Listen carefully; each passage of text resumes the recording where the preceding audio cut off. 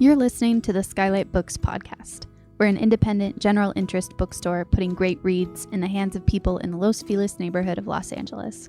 Hosted by resident Skylighters, we're here to bring you new and exciting author conversations, group reads, and bookseller chats. Happy listening. Hello, my beautiful listeners, and welcome to SKYLIT. This is the SKYLIT Books podcast, and I'm your host, Lance Morgan. Today, I'm so excited to have Jeff Yang, Phil Yu, and Philip Wang to talk about their new book, Rise, A Pop History of Asian America from the 90s to Now.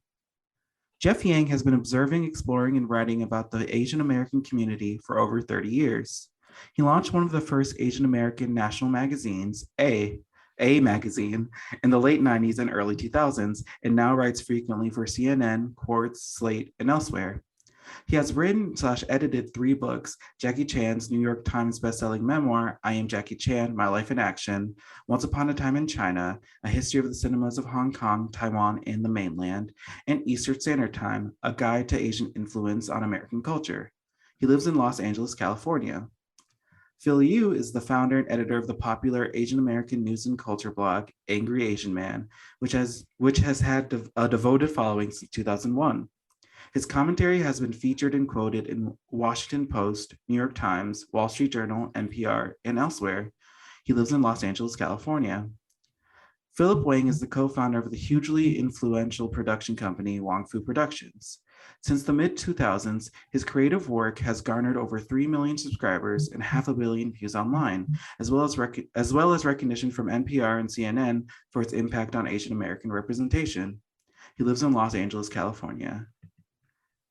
All right, hi guys. Thank you for sitting through. I think that's one of the longest bio readings I've had so far. So thank you.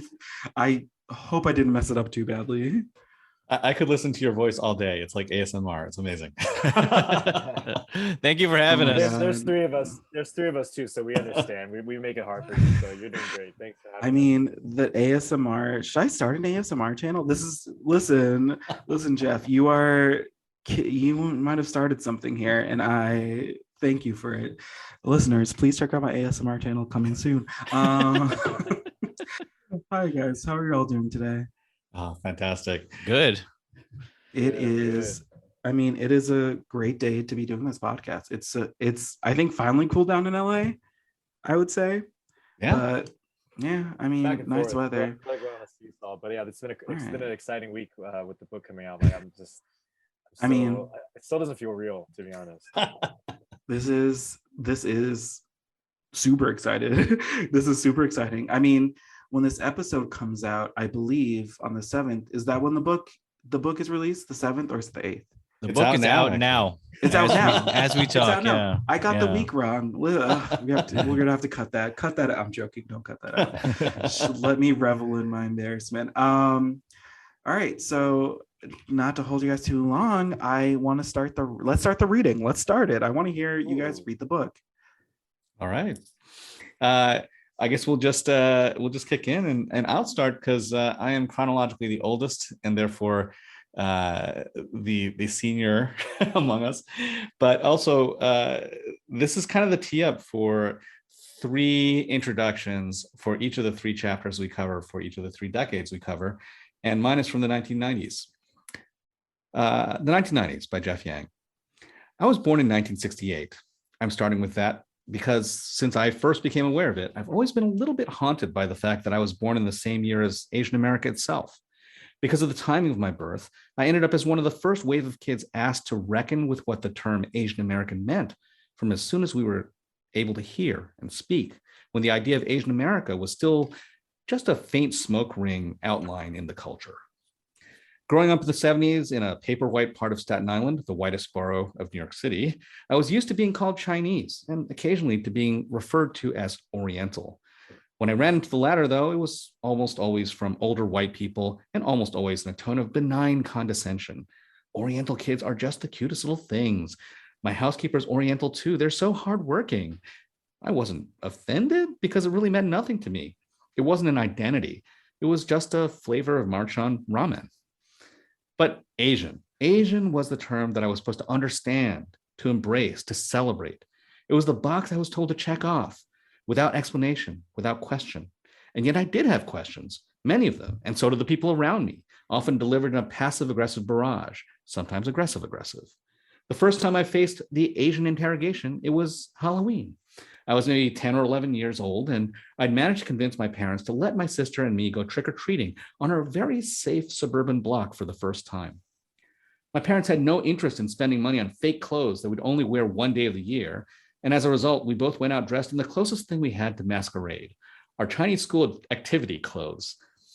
Almost as soon as we left our house, me in my kung fu outfit of black drawstring pants, rubber-soled shoes, and a t-shirt with a tiger on it, my sister in the silk pajamas and parasol she wore for the school's Chinese dance troupe, we ran into a scrum of teens from the neighborhood, armed with the traditional weapons of Halloween mischief: shaving cream, cartons of eggs, rolls of toilet paper.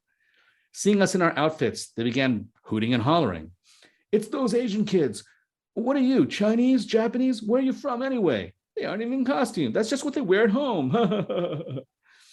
It didn't take an experienced Halloweener to predict what would happen next. As we bolted down the block, pelted with eggs the whole way, my sister flipped open her parasol, which protected her from the worst. I had nothing and was quickly drenched, the cartoon tiger on my shirt turning a realistic shade of yellow. Once we made it home, sent to the shower, never to trick or treat again, the shouted questions were echoed in my head as driblets of yolk swirled down the drain. What are you? Where are you from? And I knew it wasn't the last time I'd hear those questions, and they still weren't ones I could easily answer, at least not then and not there. Pass on to Phil. So I was tasked with writing about the 2000s, and you cannot write about the 2000s without talking about the September 11th attacks. So my excerpt comes in when I'm talking about among other things, the murder of the murder of Balbir Singh Sodhi. He was the gas station owner in Arizona who was the first reported victim among many who were on the sort of receiving end of racist violence in the wake of 9/11. This was also a time where a lot of Muslim American, South Asian, Middle Eastern activists became active, if you were, because of 9/11. That's when they found their voice because they were forced to. For myself, it was actually a time for me to realize that my definition of Asian American had to expand. It had to be larger. It had to stretch. And so this is where the passage picks up. Elsewhere in the community, in the immediate days and weeks after 9/11, the Japanese Americans were among the first to stand in solidarity and speak out against the suspicion and persecution of Muslim, South Asian, and Arab American communities. In Los Angeles, hundreds gathered at a Little Tokyo candlelight vigil, both to remember the victims of 9/11 and to show support for those who were being unjustly blamed for the attacks. Japanese Americans had been down this road before, and they knew where it led. Speaking from authority, they were saying, "Hell no." It was a contemporary model for Pan-Asian unity, for standing up and speaking up on behalf of fellow Asian Americans. For Americans, for justice and fairness. A pivotal and public buying into the idea that Asian American meant something more than a demographic box. It showed Japanese Americans putting themselves on the line, linking arms and declaring your struggle will also be my struggle. That moment and the aftermath of 9/11 was a lesson for me. I realized that my definition of Asian American, of community, of Asian American history and the pursuit of justice had to be bigger, dynamic, more inclusive. It reinforced something I'd been beginning to learn about Asian American identity, that it's an opt-in situation. Coined by activists in 1968, the term Asian American had been flattened over time to common usage as a general descriptor for Americans of Asian descent. But it was originally conceived as a pan-ethnic political identity to unite for social change. There's nothing inherently holding together this massive amalgamation of identities and origins. We choose to come together as a community because doing so makes us stronger in light of all the bullshit we have to face as Asian Americans. No, we are not all the same, but opting in acknowledges this shared struggle and says that we are accountable to one another. We will show up for one another, whether it's seeking justice for hate crimes, to calling out bullshit in the media, or fighting towards liberation for all. This realization would shape, grow, and help evolve my understanding of Asian America through the rest of the decade and beyond. Angry Asian Man gave me a voice and a unique vantage point to the highs and lows of Asian America. And contrary to the stereotype of quiet Asians, I could see that we like to fight, that we were in a fight to tell our own stories, to decide which images and narratives defined us. Decades of racist imagery, from Hollywood movies to political propaganda, informed by racism, colonialism, and conquest, have seeped their way into the consciousness of what the West views as Asian. It dehumanizes us. It makes us smaller. It chips away at our agency and forces the narrative of Asians as unwelcome visitors to this country. And it takes form in the most seemingly innocuous ways. But like I said, we like to scrap, and we'll use the internet to do it. As key moments in this decade will demonstrate, if you picked a fight with us, you will be greeted with the collective fury of young, angry Asian America. Thanks, I Phil. pass it to Philip. Yeah, thanks, Phil. Is my microphone all right for you guys? Cool. So my name is Philip Wang, and I guess I'm the slightly younger of the trio, and I was tasked for writing about the 2010s. And what's interesting, this is the first time we've actually done this as the three of us kind of reading excerpts and from each of our decades, and it really does paint this picture of progress, right? With Jeff kind of coming into his own and feeling the wrath of like those early bullies, and it's not to say that it hasn't stopped. This is still happening all the time. Phil, kind of coming to a different awareness of what Asian American even means as a community. And I think where the 2010s really shifted things for us was that thanks to social media and thanks to technology, we started to take control of our own narrative.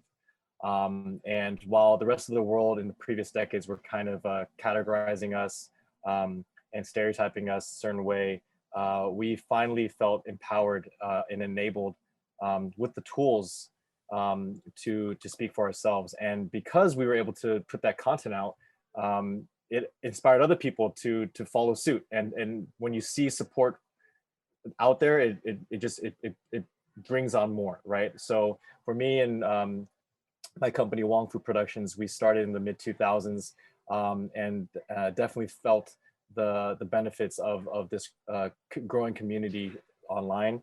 And we got to see a lot of shifts because of that, because of these new communities that were forming on different social media platforms. So I'm going to read an excerpt that's titled "The New Stereotypes." It's a little bit more lighthearted, but I think it kind of shows a little bit about where we got to after Jeff and Phil.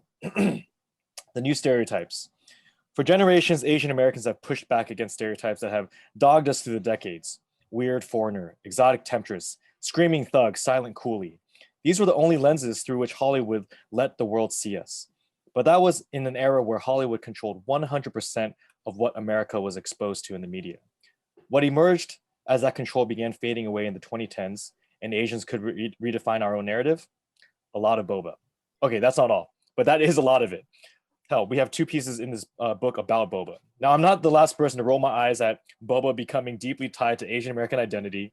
To be fully honest, I love the odd sense of unity and empowerment that boba symbolizes for us beginning in the 2010s. And the other new stereotypes that started being associated with Asians in that decade were equally positive in their own way. For example, did you know that quote unquote food blogger is the #1 Instagram aspiration among Asian Americans? Fine, I have no data to prove that, but something's got to explain all the photos we take of our meals. With so much variety, our innate adventurous appetites, and such a vast array of cross-cultural influence, it was perhaps just a matter of time before Asians became trendsetters and opinion leaders when it came to food. Whereas once we were just asked to calculate how to split the check, now we were being asked about the best places to dine and what to order once you got there. And if K-pop was South Korea's biggest export to America, a close second was mukbang, eating huge meals on camera. Again, I have no data to support that statement, but if you've seen anyone chowing down on massive slabs of salmon and 24 crab legs on YouTube, just remember, that was our thing first. The Asian dancer was also a stereotype that became cemented in the 2010s.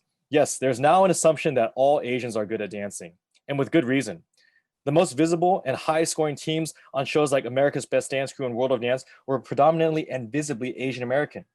After winning titles, many of those teams and dancers went on to start studios and build massive brands like the Kinjas and Movement Lifestyle, garnering hundreds of millions of views and inspiring even more young Asians to pursue dance as a hobby or career. Meanwhile, as Asian cultural imports like anime, K-pop, and esports rose in popularity in North America, so did their association with Asian Americans. To be fair, 95% of us are fans of at least two of those three. Again, I don't know why I keep citing totally unsupported statistics. But jokes aside, all of these new associations served as proof that there was more to our community and identity than had ever previously been seen. As a result, a generation of Asians coming of age in the new millennia felt less need to assimilate to the communities around them, whether white, Black, or Latinx. The more our own culture became established and the cooler the rest of the world thought it was, the less reason we had to feel hangups about the old stereotypes that shadowed us as well.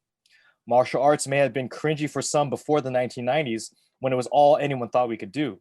But now, YouTube videos of people blowing out birthday candles with nunchucks get 2 million views overnight. In the past, being a doctor might have been seen as boring or parentally approved career. But what about an Asian doctor who does TikTok dances and raps parodies of Hamilton as his way of giving helpful public health advice? Asian Americans live in a whole new world of representation. We're finally making the point more clearly that it wasn't being depicted as kung fu fighters or math whizzes that was the problem. The problem was when those were the only way we were depicted. All marginalized communities want is to be seen as complex, multifaceted, and human. And for Asians, the 2010s is when we finally stopped waiting around for others to give us the chance to do it. So we did it ourselves. Woo! Wow. I mean, all three of you were great reading that. Like, you want to go again? Do another round. Like, like Philip said before, like this is the first time we've heard each other read. Yeah. Because we all did sessions for the audiobook actually. Yeah. And I was like, I don't know. I wonder how Philip and Jeff did, because I feel like I sucked at it actually. Honestly, part of it is just like when to breathe. I feel a lot of times like I'm you like run out of breath at the end of this, and there's a lot of parts where I was like, why did I write it like this? Why is this so hard? I wrote this. Wait, did you it's guys like the way you think is different than the way you write, and I realized I wrote as I thought, and that's not always a good thing. What you were saying, Lance? So you guys all did the audiobook for it? We did our own voices, as it were, like our own introductions, and there's some graphic novels that have us as characters, as it were, because we did the dialogue for that. But we also had a great team of other readers, of other voice actors who did a fantastic job with much of the rest of the book. Dang, I was hoping you guys did the entire thing and did like voices. Man. Did your own voices for like different people. Like we just pretended to be Sandra Oh, like, I'm Sandra. No, leave that to the professionals. The professional Sandra Ohs. Yeah. The professional Sandra Ohs. There's a team of them. There's a team. You think she did she is actually several people. People don't know that, but that's how come she works so much. It's because she is actually embodied by like 5 different Sandra Ohs, actually. And Michelle Yeoh is 1,000. I mean, how do you think she did 10 years of Grey's Anatomy? That's right. Like each of them did 2 years each. I have to assume. Exactly.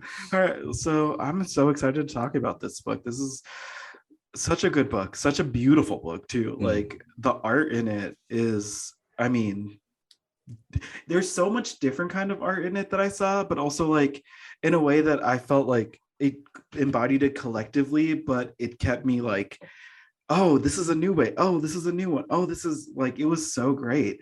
But my first question for all three of you is, I mean, I assume you all met, my guess is through like trying to start a boy band group together, and that failed. So you decided to write a book together. Am I right?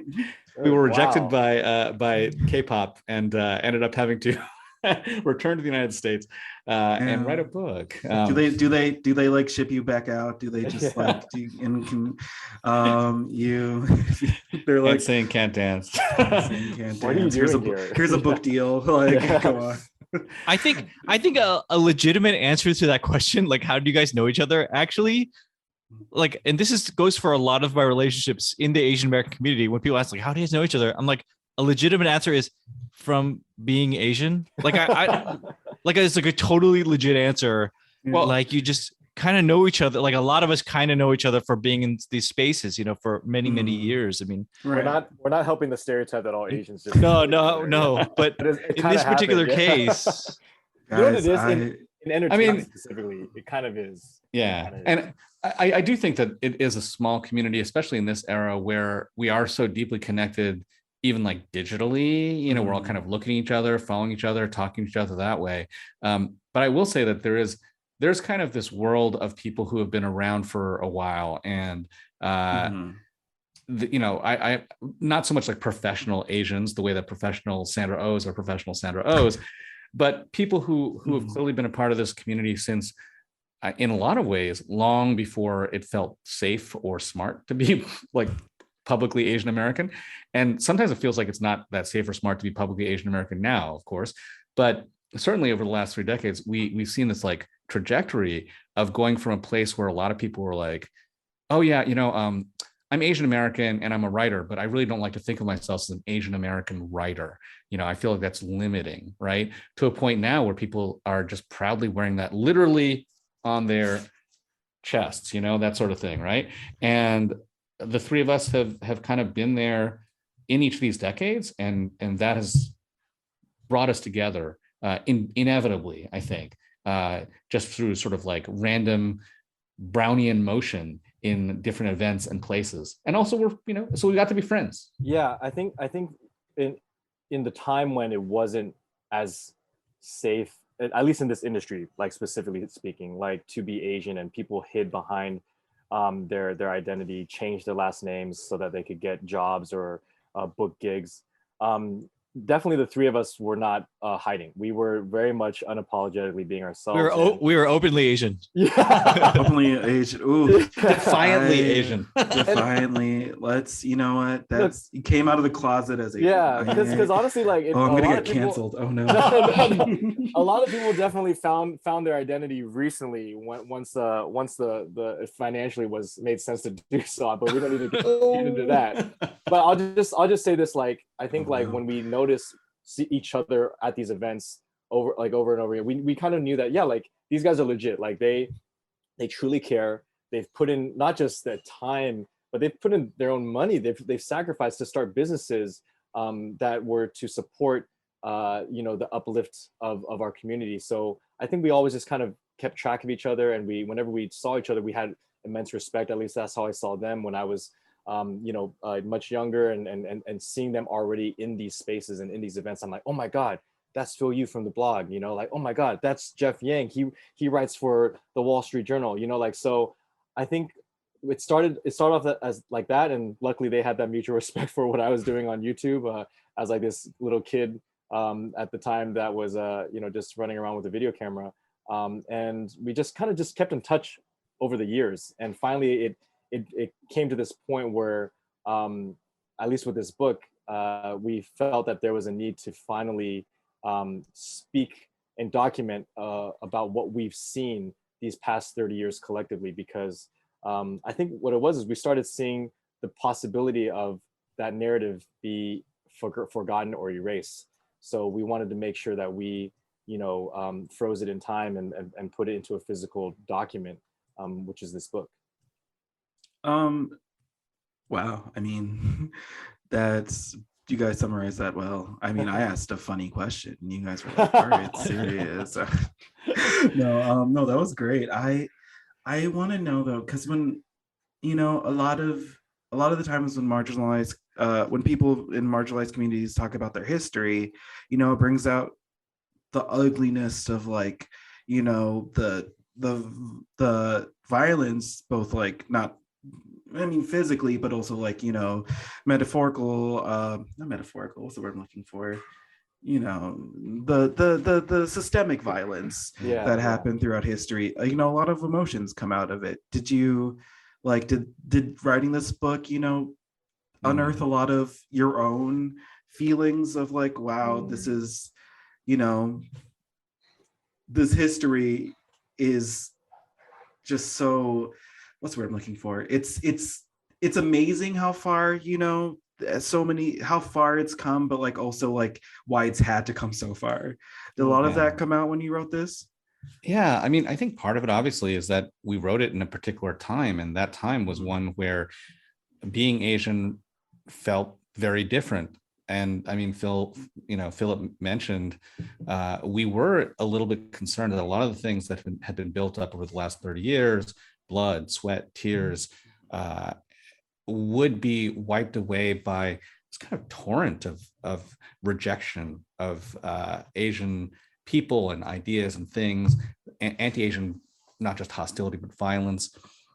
And that was a very emotional thing in a lot of ways. I mean, I think when we first decided to do this book, we were thinking of it as like just simply a celebration of 3 decades in which we came out of complete invisibility, when we decloaked, if you will, and arrived on the scene in a more meaningful and public fashion. But then all of a sudden, we had the pandemic, and then all of a sudden we had people shouting, Wuhan flu at us in the streets and spitting on us and so forth. And now we have people getting shoved off, subway platforms. And that changes the way that we actually had to approach the book. But even the way it worked in our heads, I know that's certainly the case for me. And I will say that the thing that really made this something possible for us was that we were connected to so many other people, such a huge, diverse network, much more diverse than the three of us are, right? Who were feeling much the same way, and being able to draw from all those voices and contributors, all those people who had this common feeling that there was a need for us to tell this story collectively. That's what really made this book feel like a healing thing and not something that just ripped off scabs. I think also a huge part of it is that we don't know our own history. I mean, so many people within the Asian American community can probably say, like, I actually don't know a lot about, because it wasn't taught to me. It's ignored, right? We are rendered invisible in so many different ways. History being one of them. The story of ourselves, we don't know it, and I would argue the place we find ourselves at now, a lot of it is in due part because we don't know our history.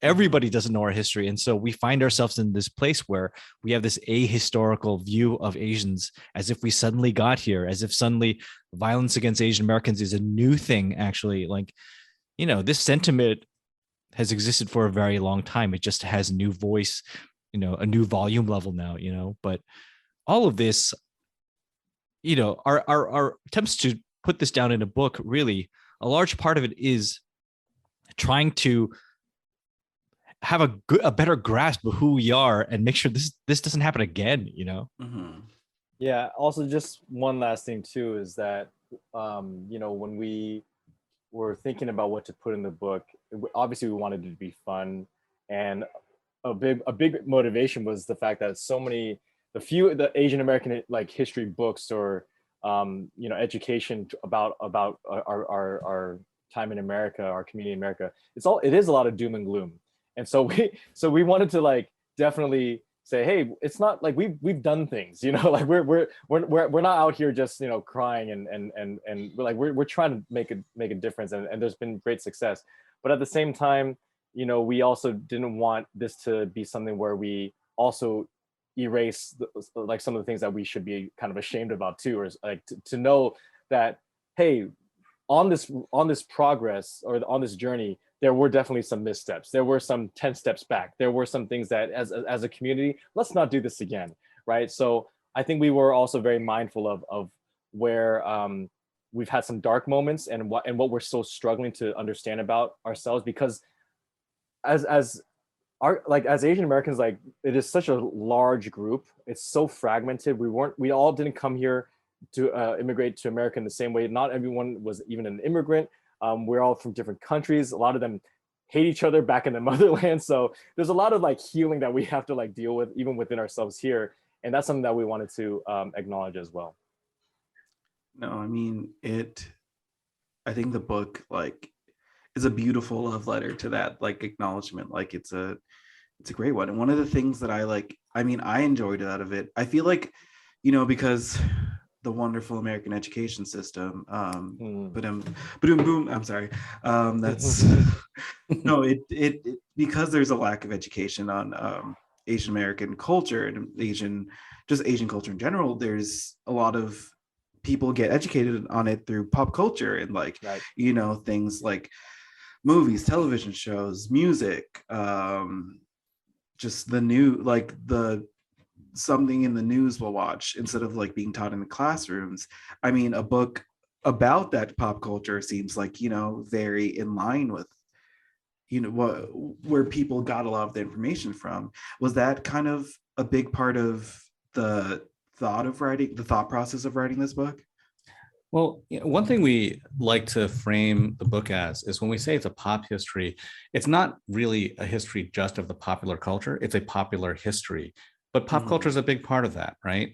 Right. This is a book about 3 decades and about how we lived, how we were seen, how we saw each other, the stories we told, and the stories we told ourselves, but the spaces, like the communities, the venues, the intersections, we have all those kind of baked into the book in ways that hopefully will be nostalgic for people who live through those spaces, but completely maybe new and a new window into our world for people who didn't. And our real goal here was, simply put, to give us a more density and depth and texture so that people could see us. I mean, really see us as humans, see us as more than just the surface, including the pop culture surface that they actually saw on screens. So yes, there's that. The second piece, though, and this is something that I think comes up a lot. People are like, well, why even have so much popular culture in a historical book? There are so many other things we need to worry about and contend with. Pop culture seems kind of trivial or whatever. Well, yeah, there is something to that. And yet at the same time, we take pains to look deep into the history of how some of these images, how some of these storylines, if you will, these stereotypes that have hung around our necks for, at this point, not just decades, but centuries. Where do they come from, right? Well, they came from wartime propaganda. They came from editorial cartoons designed to eliminate us as labor competition or prevent us from immigrating to the United States.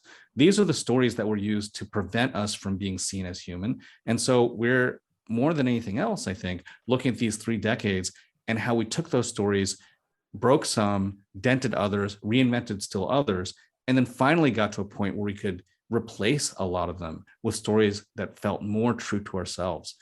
And for us, and for these last 3 decades, that was kind of a momentous experience and a great achievement, because the fact is, we've seen more than once, and certainly now, especially many times, how telling the wrong story or depicting the wrong image about people who look like us can be incredibly dangerous.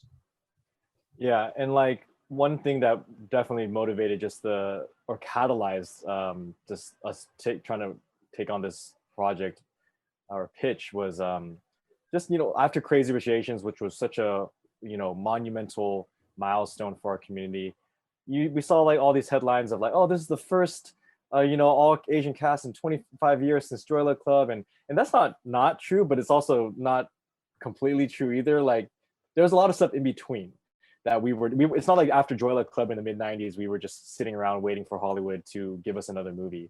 We were very active, and I think the purpose of this book was us wanting to fill in the gaps and just make sure all the stuff that we were doing on, like, in the shadows or in smaller venues or not on the mainstream headlines, that those never got forgotten. And yeah, we wanted to make sure that people, if they were curious, could find out, oh, this is it didn't just happen, out of nowhere after 25 years, that a lot of people put in work, and the community has been active this whole time. Yeah, and I mean, it especially talking about that propaganda that a lot of people, the things that they tried to,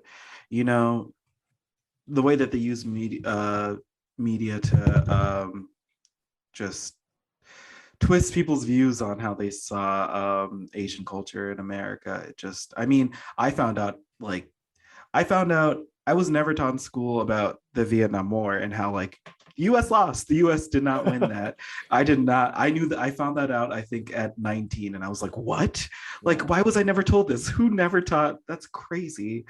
All right. Well, sadly, I know you guys have to go. So we have to end soon. But the last thing I wanted to ask was if there was, if there was one extra person who's not in this that you got to interview for each of you, I want to know that you could have had in this book that you were like, I wish I got this one person, and will be in the sequel book. I'm just assuming there'll be another one. Who would it be?